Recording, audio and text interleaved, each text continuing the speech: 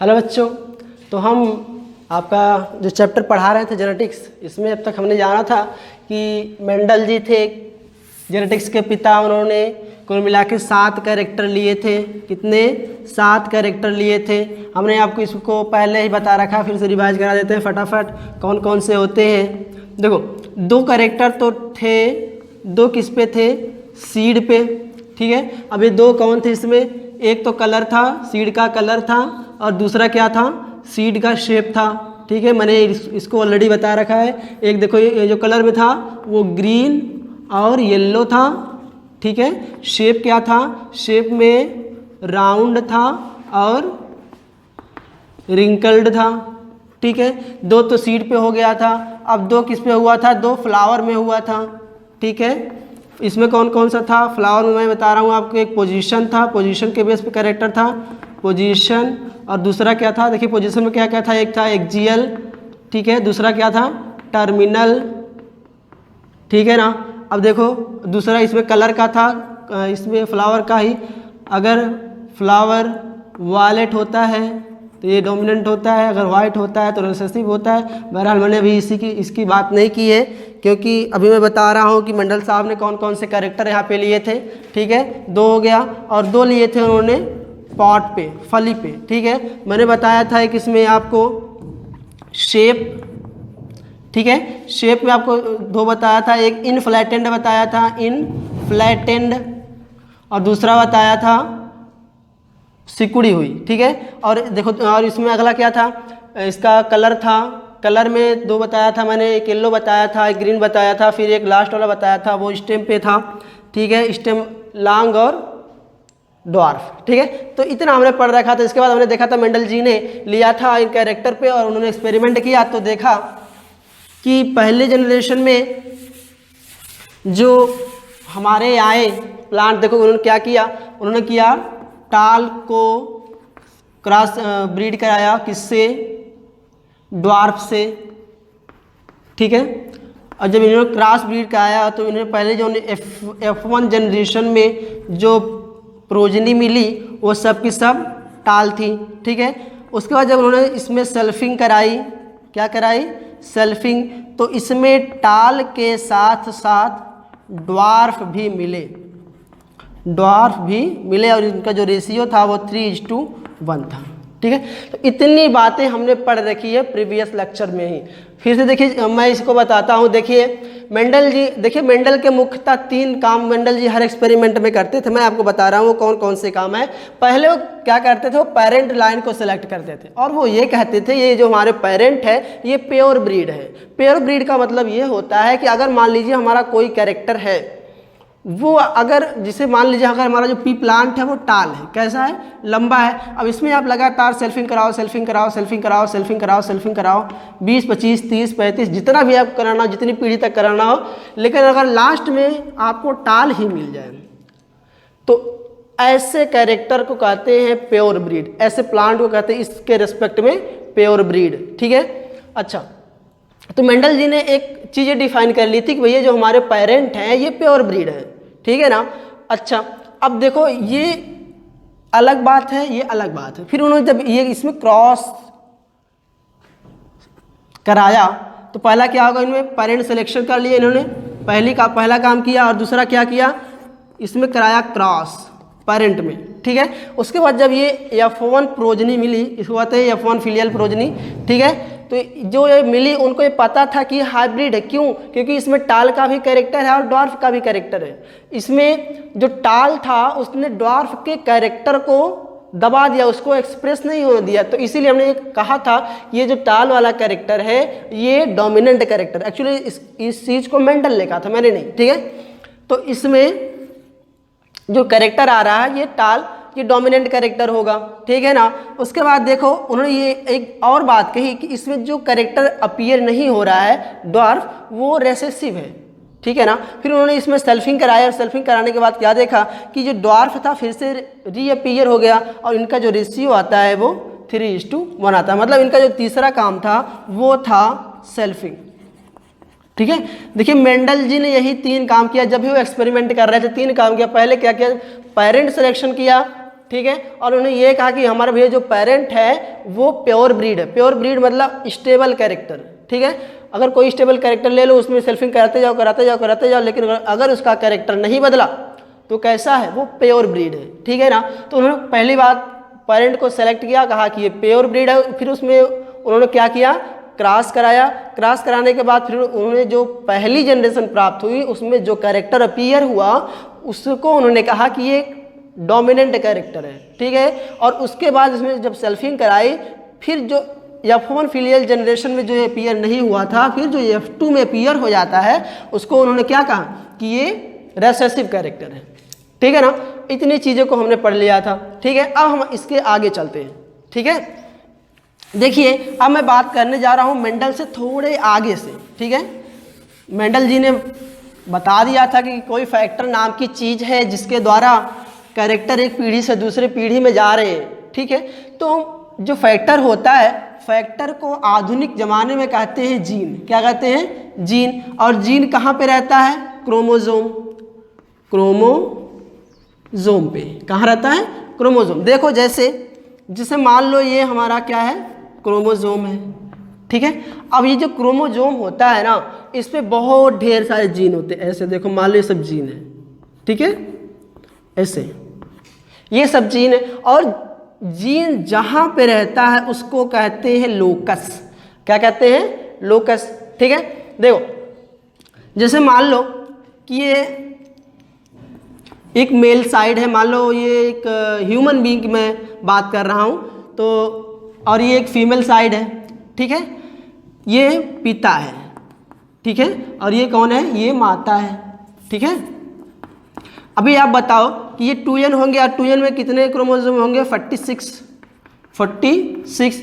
अगर मैं इनके क्रोमोसोम की बात करूँ तो लगभग 46 होते हैं। मैं यहाँ पे सिर्फ 2 दिखा रहा हूँ, ठीक है, एक पेयर, ठीक है ना। देखो एक पेयर मान लेते हैं। इसके लिए जो रिस्पॉन्सिबल टालनेस के लिए जीन है वो यहाँ है, ठीक है, और इसमें यहाँ है, ठीक है ना। और इसमें देखो ये भी होगा ऐसे, इसमें भी क्रोमोसोम है, ये क्रोमोसोम, ये टॉलनेस के लिए रिस्पॉन्सिबल जीन है, ठीक है।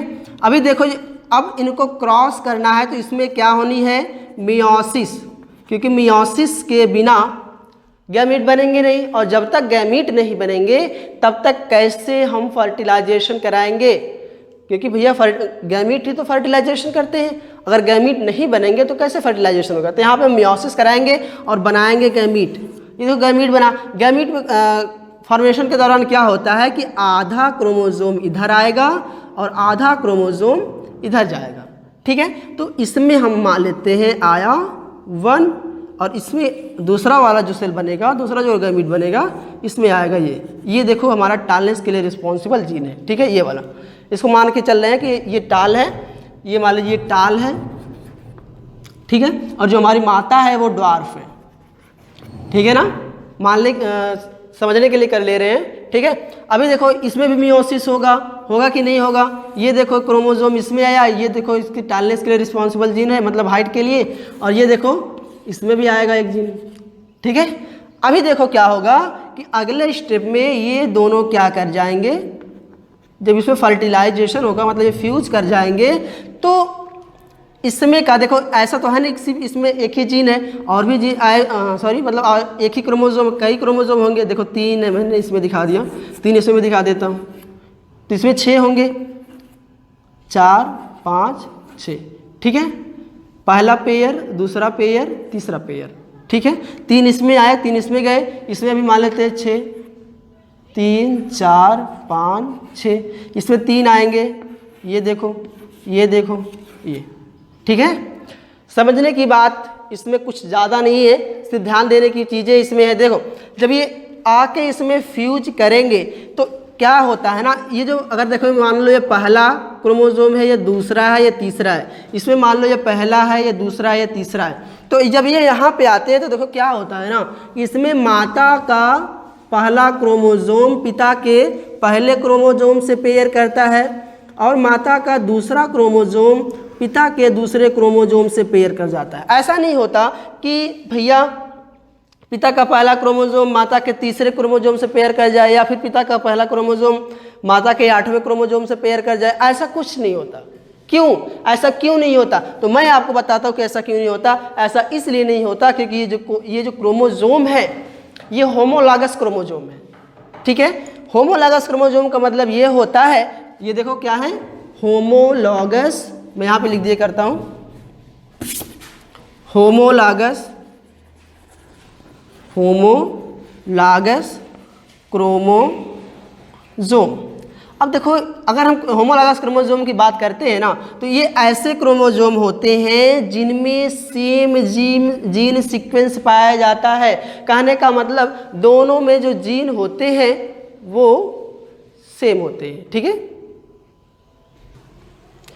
तो मैं ये बता रहा था कि ये जो होमोलॉगस क्रोमोसोम होते हैं इनमें जो जीन सीक्वेंसेस होते हैं, मतलब जो जीन होते हैं वो सेम टू सेम होते हैं। कहने का मतलब ये है कि अगर मान लो एक ये क्रोमोसोम है और इसका पड़ोसी में ये इसका क्रोमोसोम होमोलॉगस क्रोमोसोम है, तो अगर यहाँ पे टालनेस के लिए रिस्पॉन्सिबल जीन, हाइट के लिए अगर यहाँ पे रिस्पॉन्सिबल जीन है, तो यहाँ पे जो पहला जीन होगा वो भी हाइट के लिए ही रिस्पॉन्सिबल होगा। अगर देखो यहाँ पे दूसरा जीन अगर जो हमारा है अगर वो कलर के लिए रिस्पॉन्सिबल है, तो यहाँ पर भी जो दूसरा जीन होगा वो भी किसके लिए रिस्पॉन्सिबल होगा? कलर के लिए ही रिस्पॉन्सिबल होगा। ठीक है, अगर मान लो तीसरा यहाँ पे फली के सीड का कलर के लिए रिस्पॉन्सिबल है, तो यहाँ पे जो तीसरा जीन होगा किसके लिए रिस्पॉन्सिबल होगा? सीड के कलर के लिए ही रिस्पॉन्सिबल होगा। ठीक है, तो ये जो दोनों क्रोमोसोम होते हैं वो होमोलॉगस है। कहने का मतलब ये है कि इनमें जो जीन है वो सेम है, उनमें जो जीन का जो सीक्वेंस है वो भी सेम है। ठीक है, तो देखो मैंने ये कहा था कि अगर देखो ये जो होमोलॉगस क्रोमोसोम है पहले पे टालनेस के लिए रिस्पॉन्सिबल जीन इस पे है, इस पे भी देखो टालनेस के लिए रिस्पॉन्सिबल जीन है, तो अब देखो ये दोनों ही जीन एक ही कैरेक्टर के लिए रिस्पॉन्सिबल है। मतलब ये भी हाइट के लिए है और ये भी हाइट के लिए है। इसका मतलब ये है कि ये दोनों हाइट को ही कहीं ना कहीं ये दोनों हाइट को रेगुलेट करते हैं। ठीक है, तो ऐसे जीन को जो होमोलॉगस क्रोमोसोम पे हो और दोनों एक ही कैरेक्टर को कंट्रोल करते हो, ऐसे क्रोमोसोम को हम कहते हैं, एक नया नाम आया आपके सामने, दैट इज एलील। ठीक है, तो एलील कुछ नहीं होता, मैं आपको बता रहा हूँ, allele alternative form of gene है। मतलब एक ही कैरेक्टर को कंट्रोल करने वाले दो जीन है। ठीक है, जो सेम लोकस पर प्रेजेंट होते हैं। सेम लोकस मतलब देखो अगर ये पहला पोजीशन पे पहले लोकस पे है तो ये भी पहले ही लोकस पे होगा। ठीक है, तो एलील क्या होते हैं? होमोलॉगस क्रोमोसोम पर पाए जाने वाले तथा सेम लोकस पर पाए जाने वाले जीन है जो एक ही कैरेक्टर को कंट्रोल करते हैं। ठीक है, तो ये रहा हमारा एलील। अभी देखो ये मैंने क्रोमोसोम के बेस पर आपको समझाया है, ये चीज़ें मेंडल जी के समय में नहीं थी। जब देखो उन्होंने अपना एक्सपेरिमेंट किया था 1856 से 1863 के बीच में किया था, लेकिन जो क्रोमोसोम की खोज हुई थी वो लगभग हुई थी 88 में। ठीक है, 1888 में। तो तब क्रोमोसोम की खोज नहीं होती जब मेंडल जी ने एक्सपेरिमेंट किया था, लेकिन मेंडल ने तब भी बताया था कि एलील होता है। देखो उन्होंने क्या कहा था कि जैसे ये मान लो हमारा मेल साइड है और ये फीमेल साइड है, ये टाल है, ये क्या है, ये ड्वार्फ है। ठीक है ना। अच्छा, मेंडल जी ने ये कहा था कि जो डोमिनेंट कैरेक्टर आता है उसके इंग्लिश वर्ड का पहला लेटर हम ले लेते हैं रिप्रेजेंट करने के लिए। ठीक है, क्या कर लेते हैं, पहला ले लेते हैं। और अगर हमारा पहले कंडीशन जब वो पेरेंट में लिखे तो उन्होंने पहले ही बता रखा था कि ये प्योर ब्रीड है, तो उन्होंने कहा ये जो होगा ऑर्गेनिज्म ये डिप्लॉयड होगा, मतलब 2n होगा। 2n मतलब इसमें 2 होंगे, एलील 2 होंगे। ठीक है, तो उन्होंने 2 लिया, एक ये प्योर ब्रीड है तो दोनों एक समान होंगे। ठीक है, और ड्वार्फ के लिए उन्होंने लिया ये, मतलब जो टाल का होगा पहला लेटर उसी का स्मॉल लेटर लेंगे। ऐसा नहीं है कि जो रिसेसिव कैरेक्टर होगा उसका लेटर लेंगे, नहीं, जो टाल होगा उसी का पहला लेटर लेंगे लेकिन स्मॉल में लेंगे। ठीक है, तो ये उन्होंने कहा कि ये एलील है। ठीक है ना। अब देखो, अब इसमें क्रॉस उन्होंने कराया। ठीक है, अब इसमें बनी क्या, फर्स्ट फिलियल जनरेशन जो बनी टी। ठीक, कैसे बनी, देखो ये गमीट बनाएगा कैपिटल टी कैपिटल टी, ये कैसे बनाएगा स्मॉल टी स्मॉल टी, ठीक है, दोनों ने फ्यूज कर लिया, ये देखो बन गया ये, ठीक है। आई बात समझ में इतना। देखो मेंडल जी ने भी अपने समय में इसको बता रखा था, ठीक है। अब इसके आगे चलते हैं। अब इसके आगे बात ये आती है, तो देखिए ना, मेंडल जी ने ये कहा कि जो फर्स्ट जनरेशन में जो एलील अपने कैरेक्टर को दिखा रहा है वो उसे कहेंगे हम डोमिनेंट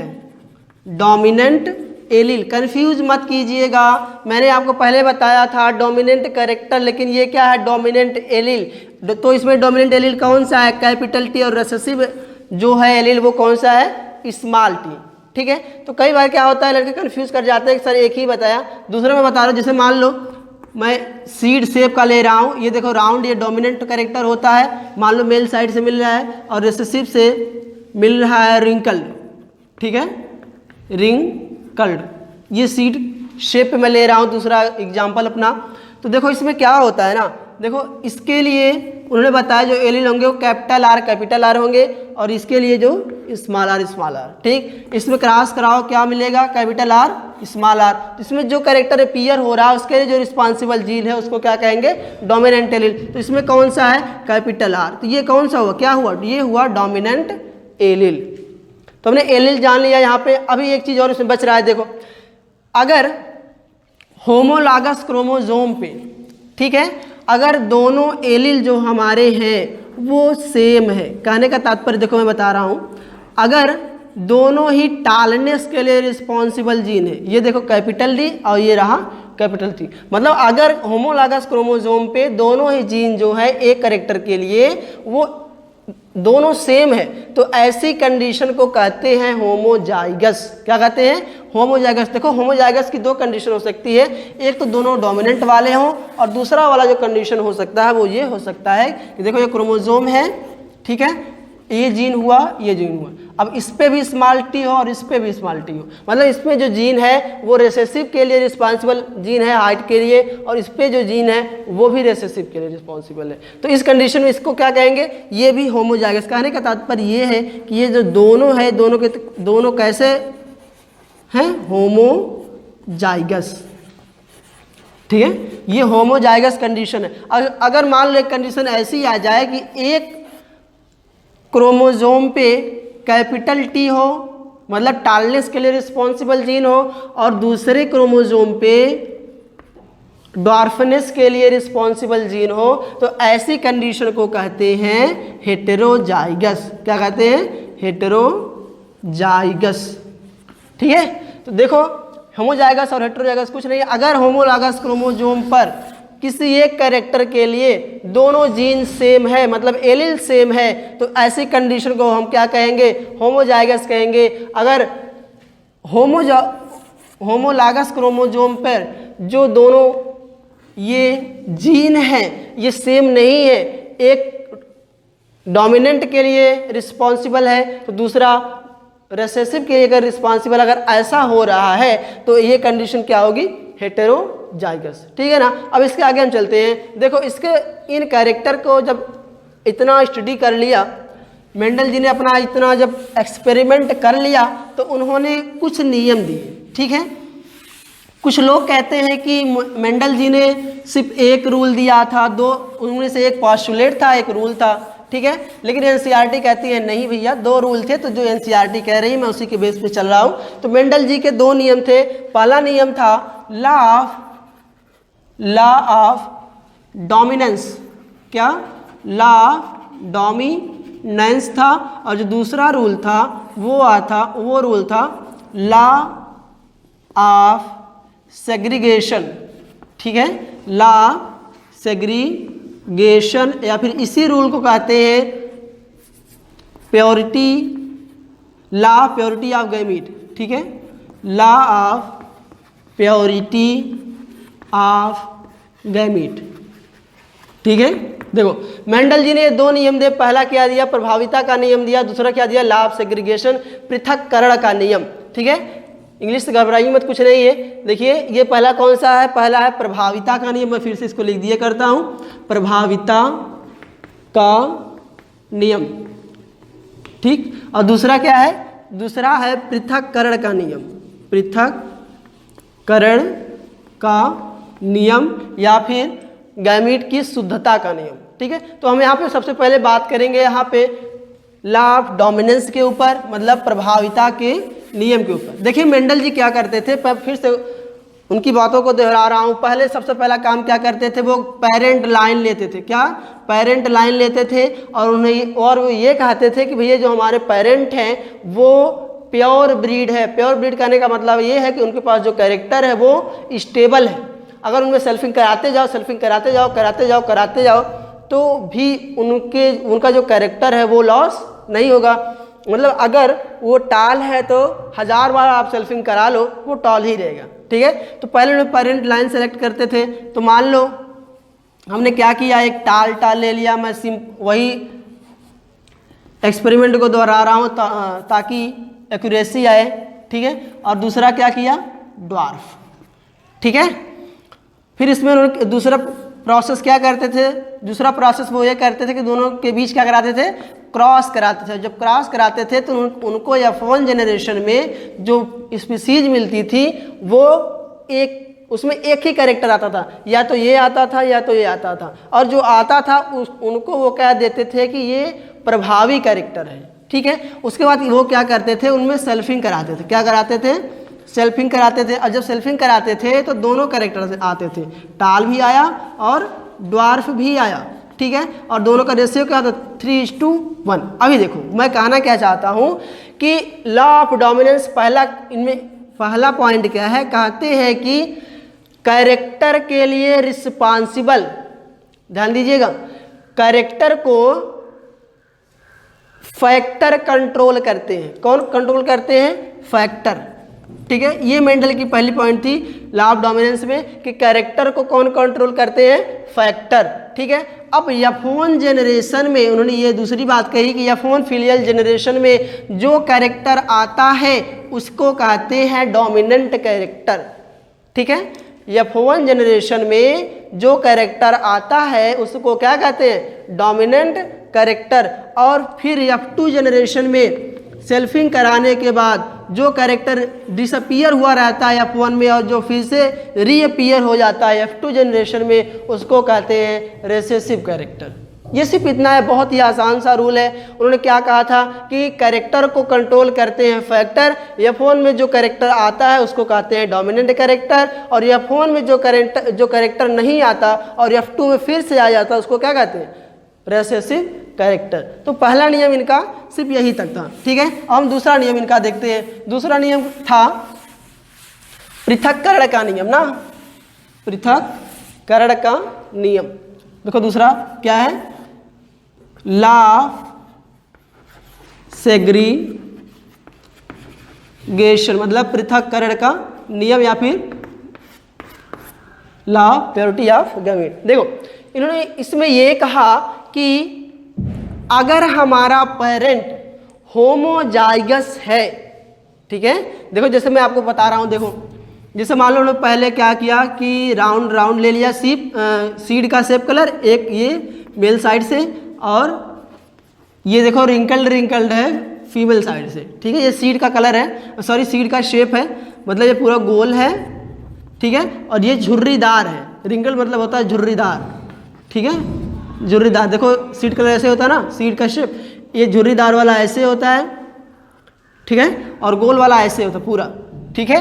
तो ये देखो सीड के दो कलर हैं मटर के। उन्होंने इसमें जब क्रॉस कराया तो पहली जनरेशन में जो आया वो पूरा गोल आया, ठीक है, मतलब आर, और ये आया। फिर जब इसमें इन्होंने कराया तो इसमें कई आए, ठीक है, कैपिटल आर स्मॉल आर और स्मॉल आर, ठीक है। इनका जो रेशियो था 1:2:1 था, ठीक है। तो देखो मैं ये यहाँ पे कहना चाह रहा हूँ कि मेंडल जी ने पहली पॉइंट में ये कहा कि अगर हमारा स्पीसीज, हमारा अगर पेरेंट जो गैमीट बना रहा है, अगर वो होमोजाइगस है, अगर वो कैसा है, होमोजाइगस है, तो उस कंडीशन में हमारा जो गैमीट होगा वो एक टाइप का होगा। कैसा होगा, एक टाइप का होगा। मतलब देखो यहाँ पे अगर ये देखो कैपिटल आर है, तो जब इसका मियोसिस होगा तो एक इसमें आएगा, एक इसमें जाएगा, मतलब एक कैपिटल आर इसमें, एक कैपिटल आर इसमें। और देखो आप बड़े अच्छी बात ये है कि दोनों गैमीट सेम है, मतलब इसमें भी कैपिटल आर है और इसमें भी कैपिटल आर है। कहने का मतलब ये है कि जो गैमीट बनेंगे वो एक टाइप के बनेंगे, ठीक है। तो यहाँ से पहली पॉइंट क्या निकल के आई, अगर हमारा पेरेंट होमोजाइगस है, कैसा है, होमोजाइगस। अगर हमारा पेरेंट होमोजाइगस है तो इससे बनने वाले सभी गैमीट कैसे होंगे, सिमिलर होंगे, ठीक है, एक टाइप के होंगे, इनमें कोई अंतर नहीं होगा। अच्छा, अब दूसरी पॉइंट उन्होंने ये कहा कि भैया अगर हमारा जो पेरेंट है, देखो यहाँ पे या फोन में, अगर जो हमारा पेरेंट है वो कैसा है, हेटेरोजाइगस है। देखो इस चीज़ को मैं यहाँ पे दिखा रहा हूँ, अगर हमारा पेरेंट क्या है, हेटेरोजाइगस है, तो इस कंडीशन में बनने वाले जो गैमीट होंगे वो एक समान नहीं होंगे, ठीक है, एक समान नहीं होंगे, लेकिन जितने भी होंगे सब इक्वल प्रोपोर्शन में होंगे, ठीक है। इनका जो अनुपात होगा वो 1:1 का होगा, मतलब 50% ये बनेंगे और 50% ये बनेंगे। देखो इस एग्जांपल के थ्रू, जैसे कैपिटल आर स्मॉल आर इसमें थे, ये था हमारा इंडिविजुअल। अब इसमें जब मियोसिस हुई तो कैपिटल आर चला आया एक गैमीट में और स्मॉल आर चला आया एक गैमीट में, मतलब इसमें कितने टाइप के गैमीट बने, 2 टाइप के, एक ये बन गया और दूसरा ये बन गया, ठीक है। तो ये इनका दूसरा पॉइंट था, दूसरा ही था।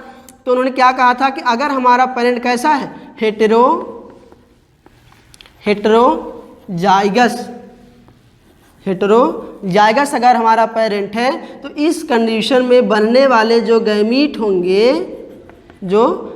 होंगे वो सिमिलर नहीं होंगे, मतलब कैसे होंगे, डिससिमिलर होंगे, ठीक है, मतलब अलग अलग होंगे। और जो गैमीट होंगे वो 50% होंगे, मतलब एक टाइप का गैमीट 50% होगा और दूसरे टाइप का जो गैमीट होगा वो 50% होगा।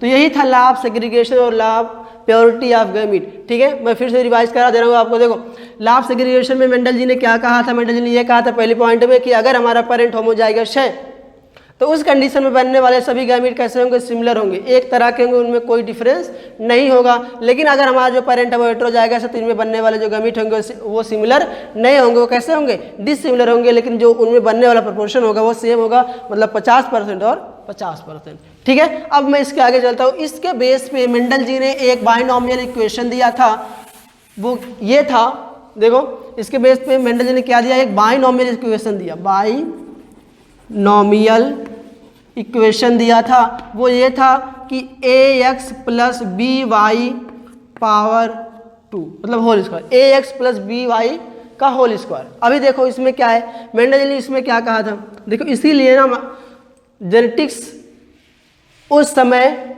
थोड़ी सी कम प्रभावी हुई थी जब मेंडल जी ने दिया था, क्योंकि उन लोगों के पास समझ में नहीं आ रही थी कि एक्चुअली बायोलॉजी में गणित कहाँ से आ गई। तो मेंडल जी ने बहुत आसान सा गणित लगाया था कक्षा 8 तक की। देखो उन्होंने ये देखो जो ए है आगे का ना, जैसे मान लो अगर ये ए है, ये कैपिटल टी है, मतलब टालनेस के लिए रिस्पॉन्सिबल है, और ये जो है स्मॉल टी, ठीक है, ये डॉर्फनेस के लिए रिस्पॉन्सिबल जीन है। अच्छा, अब ये जो ए है, ये ए बता रहा है कि कितनी प्रोबेबिलिटी है इस गैमीट के बनने की। जैसे देखो कि यहाँ पे कैपिटल आर है, कैपिटल आर स्मॉल आर, ठीक है।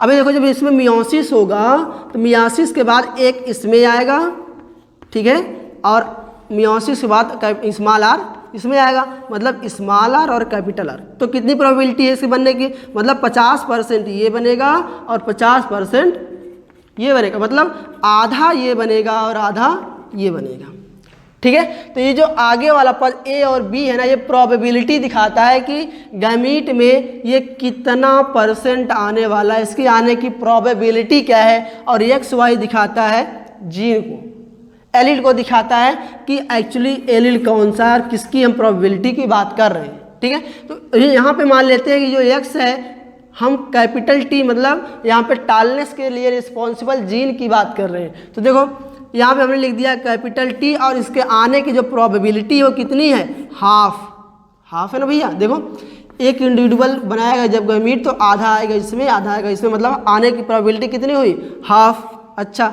अभी देखो इसके आने की प्रोबेबिलिटी क्या है, स्मॉल टी के आने की प्रोबेबिलिटी क्या है, वो भी हाफ है, तो हमने कर दिया हाफ और स्मॉल टी पूरे का कर दिया होल स्क्वायर। ठीक है, अब देखो सिंपल मैथमेटिक्स से अगर आप कर पाओ तो आपने पढ़ा था लोअर क्लासेस में एक फार्मूला, मैं आपको फिर से उसको रिवाइज कर रहा हूँ। देखो क्या पढ़ा था, हमने पढ़ा था a प्लस बी का होल स्क्वायर, इसका जो वैल्यू होता है वो होता है a square plus B square plus 2ab। याद है, कुछ याद है ना। तो देखो अगर इस फार्मूले के मतलब इसको भी इसी के तुल्य मान लिया जाए, मतलब इतने वाले पद को a मान लिया जाए और इतने वाले पद को b मान लिया जाए तो क्या होगा, देखो इसका स्क्वायर करेंगे तो क्या आएगा, आएगा 1/4 आएगा कि नहीं आएगा, 1/4 टी स्क्वायर। तो जेनेटिक्स में हम टी स्क्वायर नहीं लिखते, इसको कैपिटल टी लिख देंगे, मतलब जो भी रहेगा। ठीक है, ये a हो गया। अब b वाले का देखो b का क्या होगा, मतलब ये भी हो जाएगा 1/2 का, अगर स्क्वायर करोगे तो हो जाएगा 1/4, ये भी होगा 1/4 स्मॉल टी। अच्छा अब आगे क्या है 2ab, तो यहाँ पे प्लस करो 2, a की वैल्यू लिखो, देखो a की वैल्यू कितनी है, हाफ। ठीक है, हाफ कर दिया।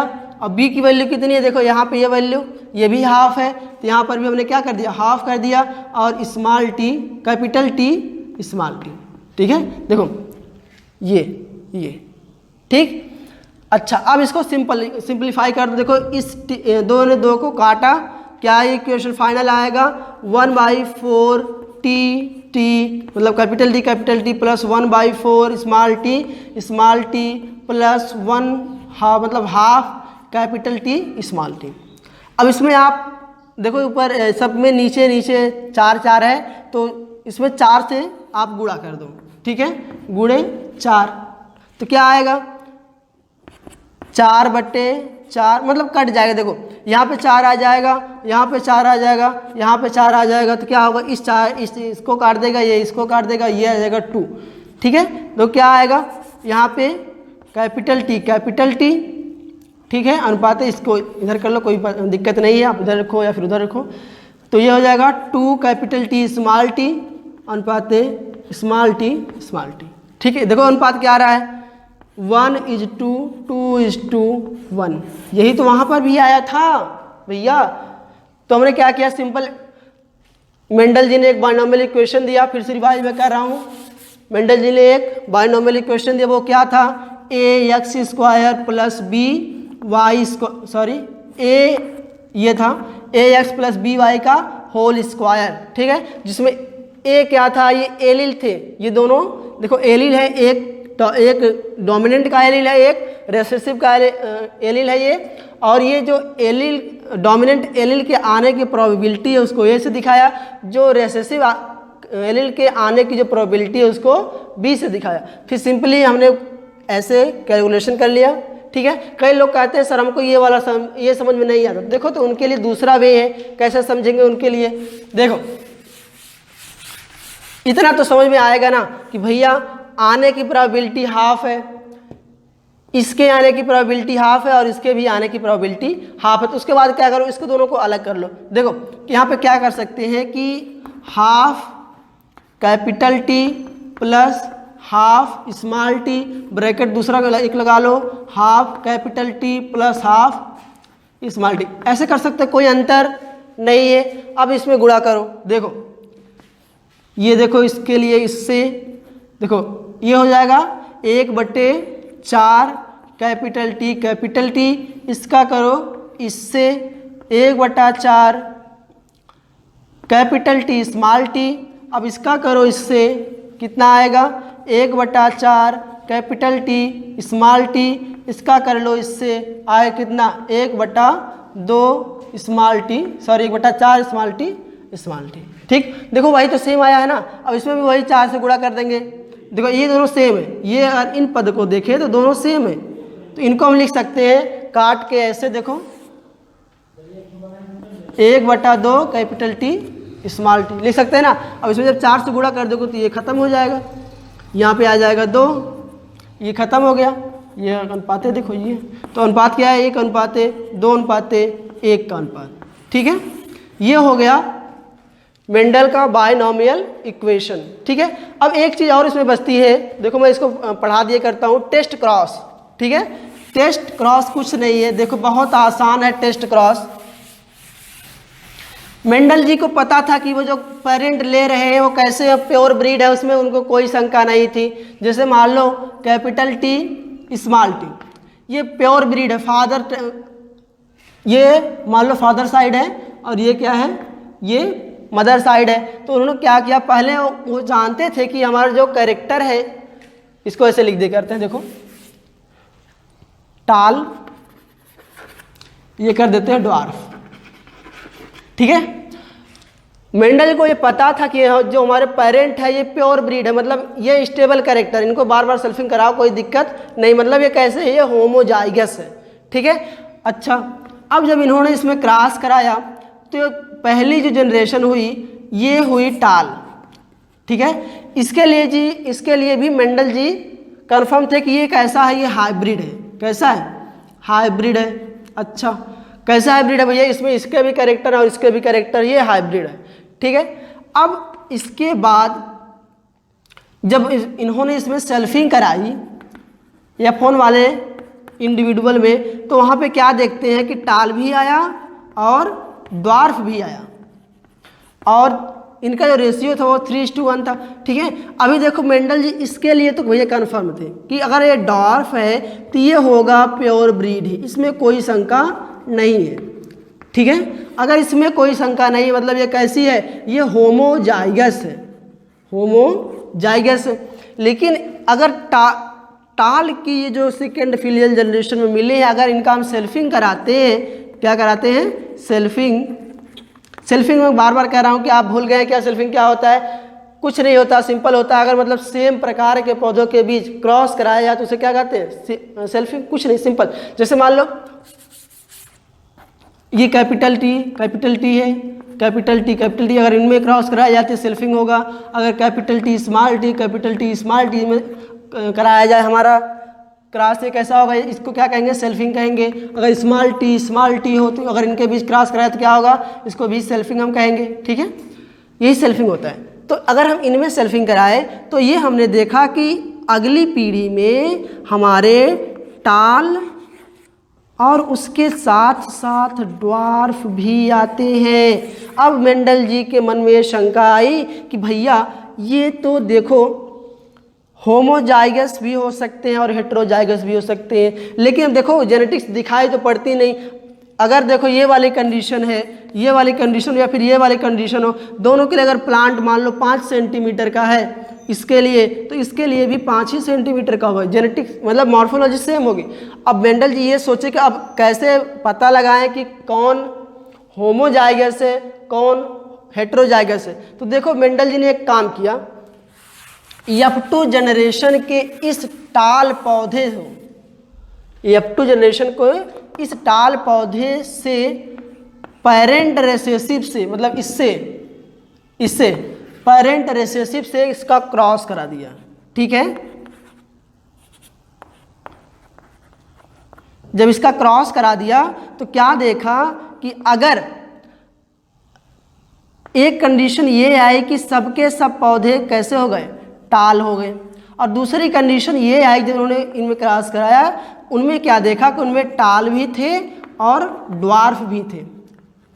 ठीक है, तो इस कंडीशन में उन्होंने पहली कंडीशन को कहा कि ये जो पहली कंडीशन में हमारी स्पीसीज मिल रही है ये होमोजाइगस है, और जो दूसरी स्पीसीज मतलब दूसरी तरह में जो मिल रहा है वो हेट्रोजाइगस। सर समझ में नहीं आया, आपने क्या पढ़ा है, देखिए मैं समझाता हूँ आपको। तो यहाँ पे देखो, यहाँ तक मैंने आपको सिर्फ इतना बताया कि मेंडल जी जो ये टेस्ट क्रॉस करा रहे थे वो क्यों करा रहे थे, वो इसलिए करा रहे थे क्योंकि उनको पता लगाना था कि ये जो F2 जनरेशन का टाल है वो होमोजाइगस है कि हेट्रोजाइगस है, सिर्फ इसीलिए कराए थे।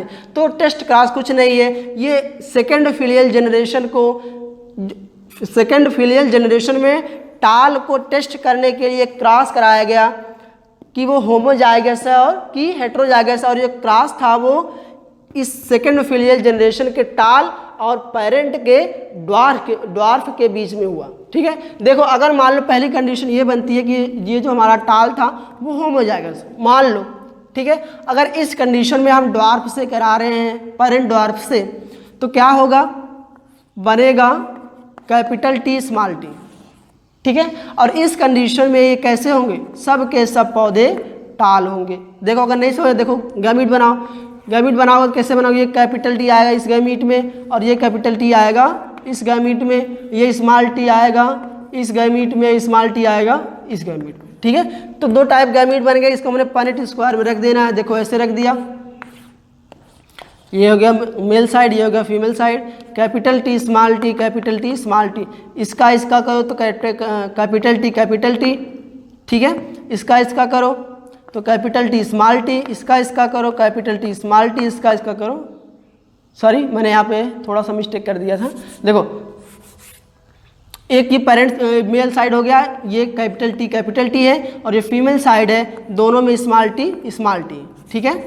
देखो यहाँ पे क्या होगा, capital T small T, capital T small T, capital T small T, capital T small T. आप देखोगे हर पौधा मिला है सब का सब, ये भी टॉल है और ये भी कैसा है, टॉल है, ये भी टॉल है, ये भी कैसा है, टॉल है। मतलब देखो अगर इसमें कैपिटल टी है ना, इसका मतलब ये कैसा होगा, टॉल होगा।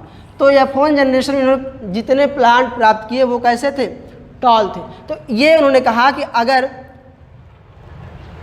F2 जनरेशन के टाल और रेसेसिव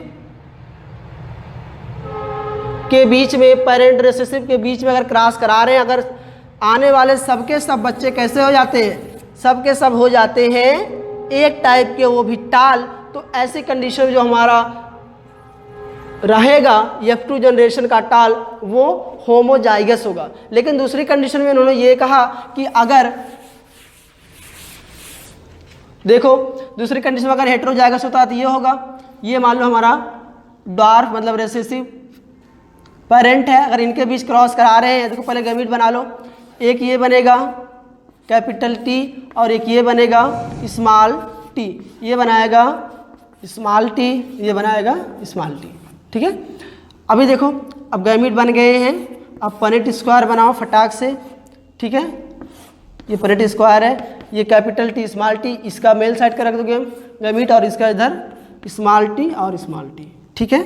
अब इसका क्रॉस कराओ कैपिटल टी स्मॉल टी, इसका कराओ स्मॉल टी, इसका कराओगे तो कैपिटल टी स्मॉल टी और इसका कराओगे तो स्मॉल टी।